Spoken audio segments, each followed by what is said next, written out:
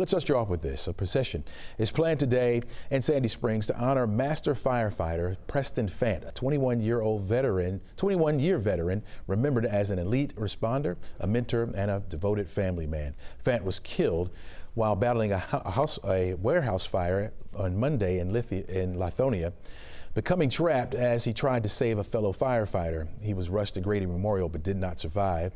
A tragic first for DeKalb County Fire Rescue. Yesterday, county officials said his heroism will never be forgotten. We lost an elite firefighter and a brother.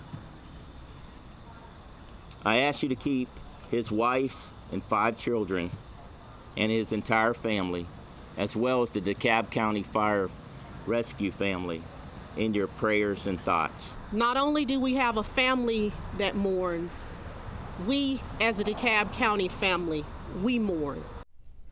As leaders pledge to honor his legacy, we want to take a closer look at how first responders carry that weight of a loss like this, both on the job and in their own lives.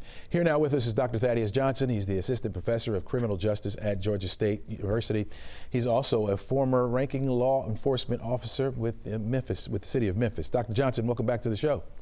Good morning. Great to be here. All right. First of all, when first responders, it's a loss like this, a colleague in the line of duty, how does that grief ripple through the entire department? Yeah, I think that's a wonderful question. And a couple of things can happen, just on the individual, not even talking about the job, but just acute shock, survivor's guilt, like, why not me? Alongside that, these are heroes, right? And they would rather it be themselves than to be the fallen officer.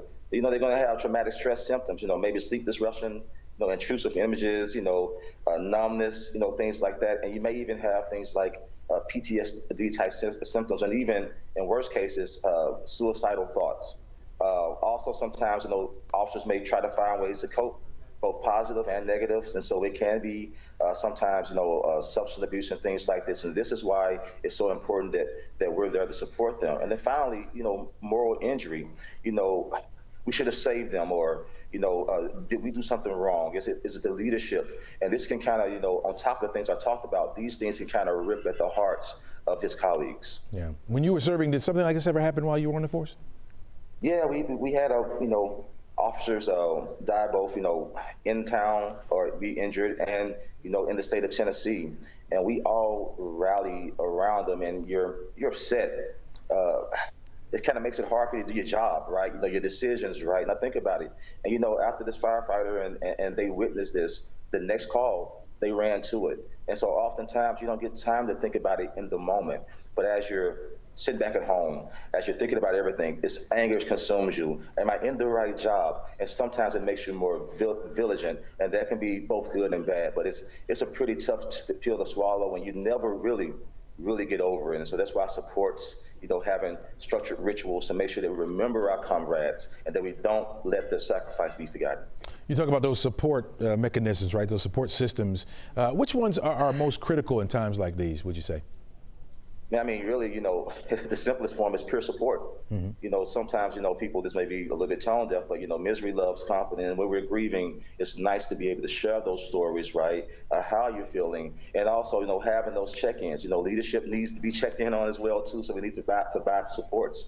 And again, I mentioned about those rituals. So make sure that if we're going to, have visuals, make sure that every year we're going to have a run. We're going to do something to honor their name, and then just getting some psychological first aid, right? First responders, we're not bulletproof, and we need these things because it can impact how not only our daily lives but our families' lives. And the last thing I would say, limiting your harmful exposure, not continuing to listen to the news about it, not replaying what happened. And they have, unfortunately, about 5 firefighters died last year. Each month. Per month, about 5 firefighters died. And so, unfortunately, it's not too common, but it's more common than we would like for it to be. Yeah, you're speaking of the uncommonality of it. This is the first for DeKalb County Fire Rescue. What advice would you give them going through this pain and then moving forward? Well, to the entire community, I know it's hard, but he is a hero, and he would not want you all to sit in your hands. I know when I talk to people, it's like, we really want to move forward and keep the mission going forward. I do think that anytime something like a tragedy happens, it's a learning opportunity. And so I would say let's review everything that happened? Could something have happened, maybe training? Could we provide better resources? So I think, you have to look internally when those things happen and try to see how can we prevent this from happening again, and not being satisfied this is the first one, because we want to try to prevent another one from happening as much as we can. But we know that this is a very, very, very dangerous job. Let's go back to those resources again. We talked about kind of in-house resources. Is there outside help as well? Because I'm trying to find it where, or maybe where someone may be struggling to put back on that uniform after a tragedy like this happening.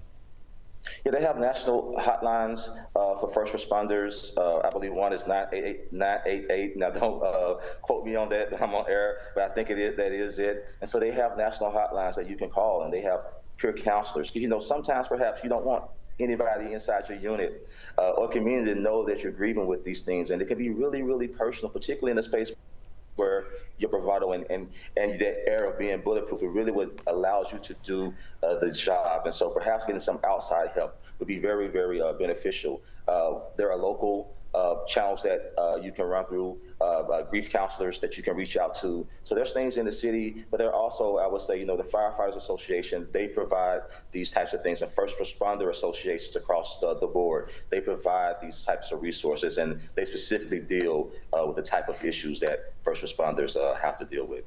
All right, Dr. Thaddeus Johnson, a real tough time. Thank you for coming on, sharing your insight and your advice with us today. Really appreciate it.